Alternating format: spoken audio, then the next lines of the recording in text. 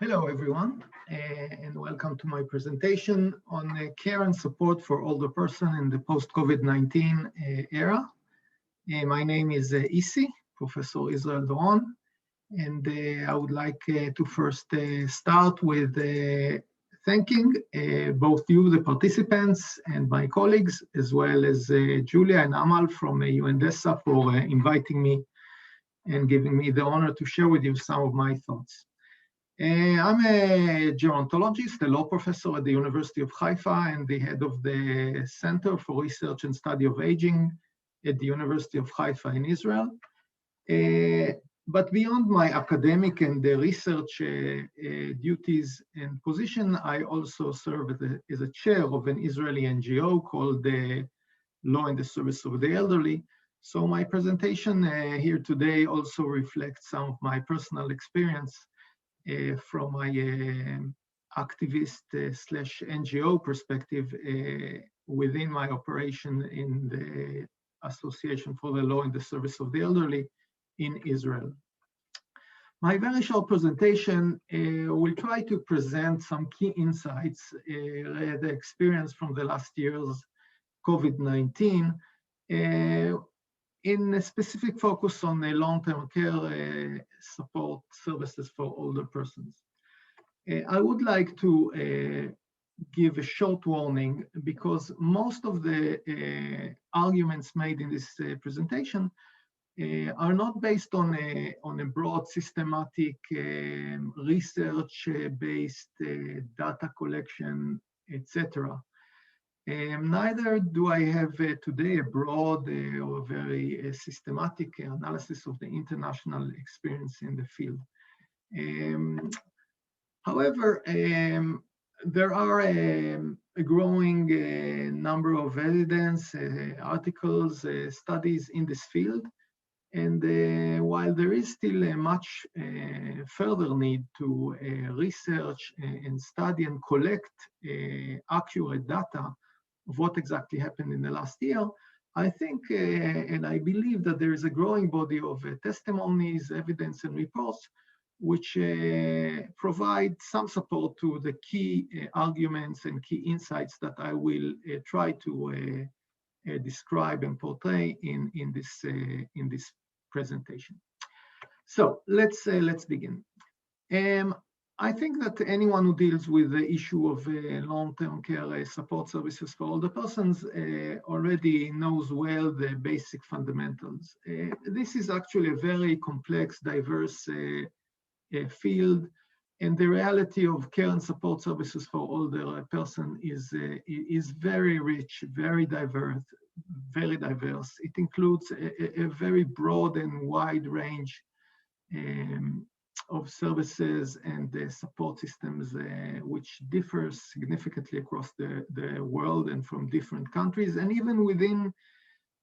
single countries, they vary significantly between localities and municipalities and different regions. Eventually, this broad spectrum of both home and community, as well as institutional, both formal and informal, paid and unpaid, professional and unprofessional, provide a very complicated and diverse landscape of the field. And eventually, every country, every society, and even every locality and culture develops its own unique, contextualized mixture of long-term care and support services for its older population. Furthermore, I think it's quite recent to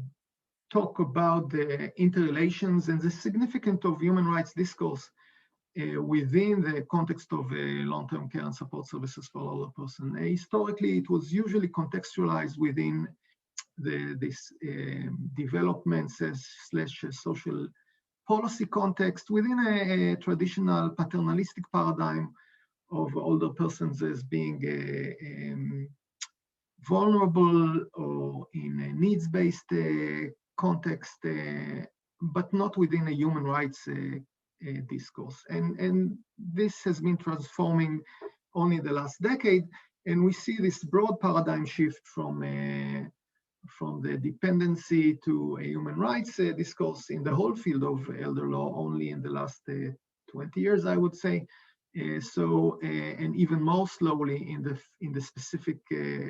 complicated world of long-term care and support services for older persons. So having and keeping in mind this arena or this context of very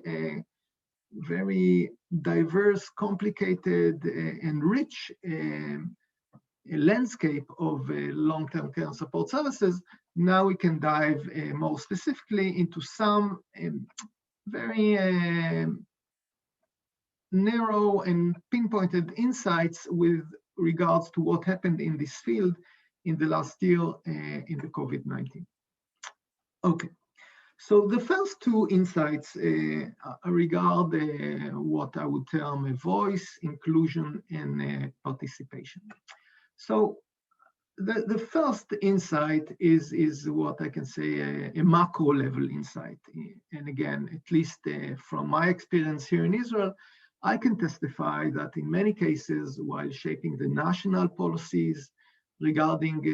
long-term care and support services for older people, and the national strategies, how to combat and deal with the challenges of COVID-19 within the, again, shaping and reframing these services for older adults, older people were totally invisible. They were not including in decision-making. They were not seen as part of the process. Their voices wasn't heard. And eventually it was a classic top-down process where neither older persons nor their representative organization had any significant place, voice, or position within the decision-making process. The second insight, which is quite similar, but the loci of focus was on more micro-level decision-making and strategies. For example, within specific assisted living facilities, or within specific nursing homes, or within specific social services which provide long-term care and support services for older people in the community. Once again, the experience here in Israel was that in most cases, those local policies, local strategies,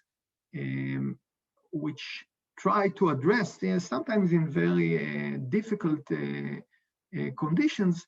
the ways to combat and address the challenges that COVID-19 has placed upon these services. But once again, despite many times good intentions and bona fide attempts to really provide solution in these extreme emergency situations, once again, the older recipients of the care, the older population, the older clients, the older partners, once again, were totally invisible, were usually unheard. Their perspectives, their wishes, their choices, their preferences were usually totally ignored simply due to the fact that they weren't there when decision-making processes were made. So the connection of these two quite similar insights about the centrality of the participatory element of decision-making and the place of the voice and the understanding of the right for inclusion was totally missing in the last year. And the question that I would raise and the insight for post-COVID-19, which I would like to propose, is that we should ask ourselves, can we imagine a world where older persons, in person as well as their representative organizations, are always equal partners in policymaking processes with regard to long-term care and support services for older persons? So moving forward beyond voice, inclusion, and participation, I think a very dominant and well-known phenomena, which was very implicitly visible during the last year, was the phenomena of age discrimination and the rise or reappearance of ageism as a social phenomenon. This was true not only for long-term care and support services, but in many other contexts of society. But in general, I would argue that many times older persons have been subject to ageism in general, but in specific in the context of long-term and support services specifically. In this broad context, older people have been labeled as vulnerable, unproductive, and branded as burdens for societies. In some cases, even blamed for all kinds of economic and financial outcomes, and were the ones whose fault, so to speak, was these outcomes. This was also expressed in various verbal abuse and negative images targeting older persons in the media and public debates. Once again, many times under the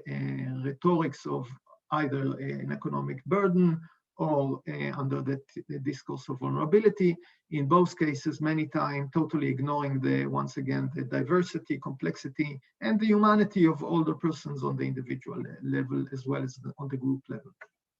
So during the COVID-19 crisis, we, at least again here in Israel, we had many examples of discriminatory provisions against older persons within the long-term care and support services, many times using and adopting a simple chronological age as a cutoff detriment, excluding older persons from various services, or allowing younger people to continue to enjoy while older people are excluded, and other suggestions which many times only due to social resistance were not approved, but initially were suggested, again, targeting, excluding, stigmatizing people only because of their chronological age, grouping them together as elderly, hence excluding them from various services. And the underlying social understanding beyond all these policies and proposed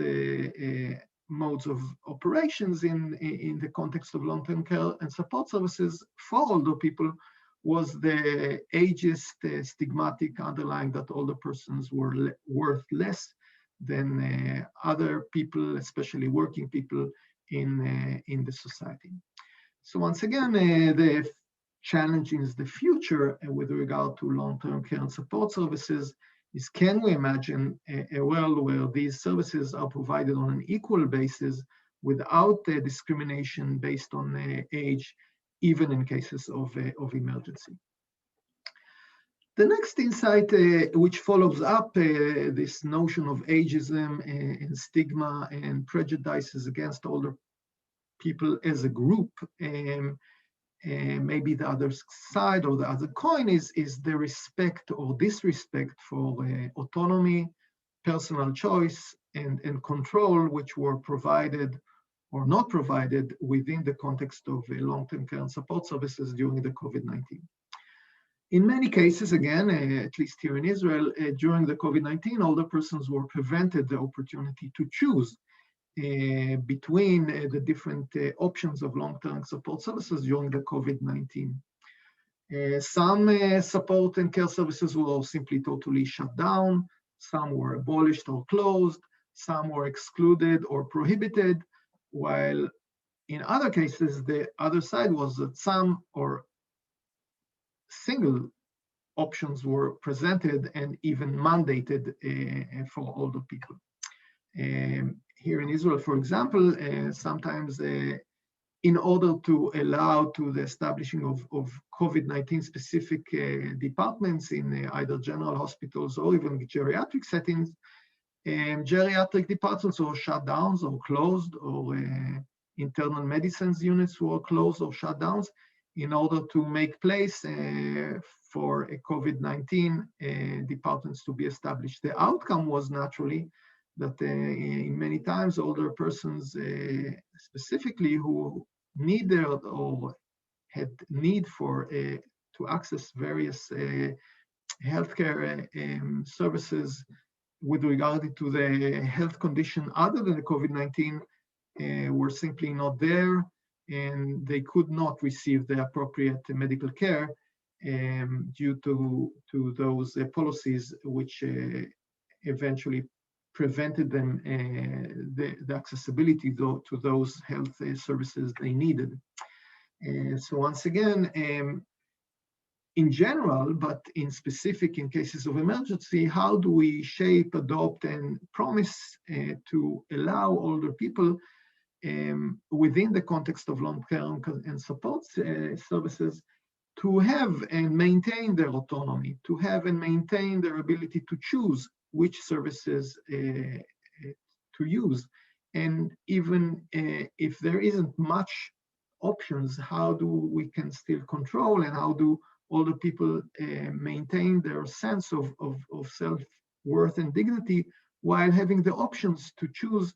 which, where, when, and by whom to receive their long-term care support services during times of crisis or pandemic. The next insight with regard to long-term care and support services for older adults relies on the position, role, and importance and significance of family members in informal care. Again, I think that we have enough data to support an argument that during the COVID-19 era, many times older people paid a heavy price as an outcome of quite harsh policies, which included social distancing, social isolation, and family disconnectedness. In this social context, COVID-19 has really highlighted the centrality and importance of informal care system, of family support in almost all aspects of lives of older persons, specifically those living in the community who rely on their daily lives on this massive and critical informal support by their family members. However, once again, during the COVID-19, again, in many cases, I believe, within these broad social policies to combat the pandemic, very little or relatively little attention was given to the rights of informal caregivers, to the rights of family care providers, and to the relationships between the rights of older persons and the rights of their family members. So once again, either they were totally ignored or not taken into account within the shaping and consideration of the various options and alternatives to the social policies to combat COVID-19.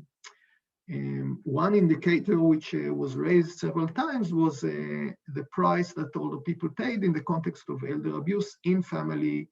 caregiving context, where family member stress and burden was not taken into account, and the people who paid the price were the older people who were exposed to a much higher degree of cases or instances of elder abuse by their family informal caregivers during the COVID-19. So looking into the future and the post-COVID-19 era, it seems that we should or even must pay much higher attention to the rights of informal caregivers within the broader framework of ensuring the human rights of older persons as a whole. And finally, I think the last significant insight, which I think crosses borders and national localities, I think is that in general, the COVID-19 has exposed and supported the need to reframe, rethink, and revisit the whole way we think and conceptualize institutional and residential care for older persons within the discourse of human rights. And again, I think in generally, and this would not be any news, that reality has shown that nursing homes, in many cases, and not all, have failed to live up to their promises, to their expectations, or in their duties to maintain, protect, and provide human rights for older persons during the COVID-19. More importantly, or more severely, they have manifested their total institution characteristic in essence, in the way they actually infringed or harmed and dishonored the human and fundamental rights of older residents within their homes during the COVID-19 experience. And I think it's clear that any rethinking and shaping and conceptualizing human rights of older persons in the post-COVID-19 mandates us to rethink the whole idea of institutionalization and residential care as a legitimate part of long-term care support services for older persons on the one hand, and on the other hand, our mandate to re-emphasize and reconceptualize what do we mean when we use the term aging in place, or the right to age in place for older adults. Or in other words, how do we ensure that we can maintain or respect the rights of older persons to continue to live in their homes, in their communities, and in a sense abolish our future need for institutional care for older persons altogether when looking into the future. So to conclude, I think that in many ways, the COVID-19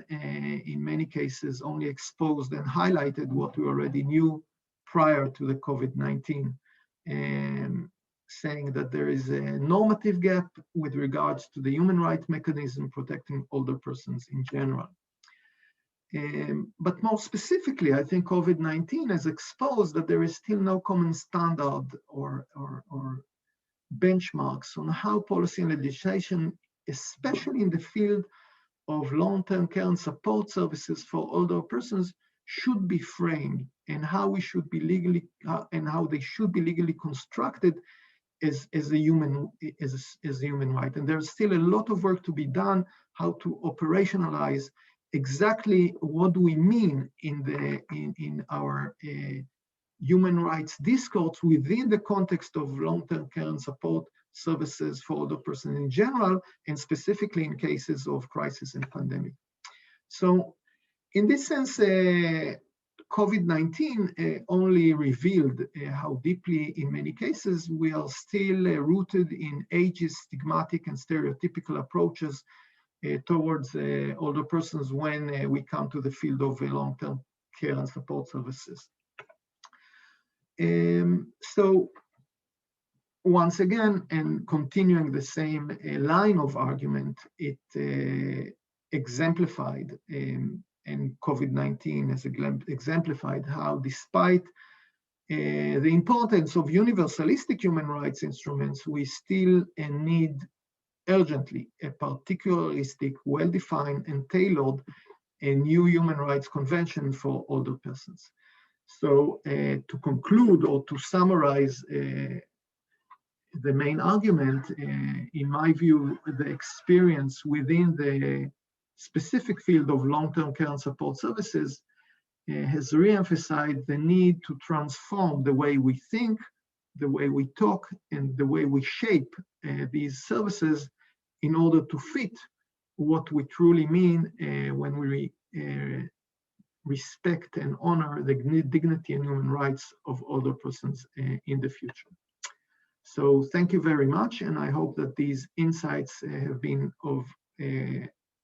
assistance and of help to these discussions on how to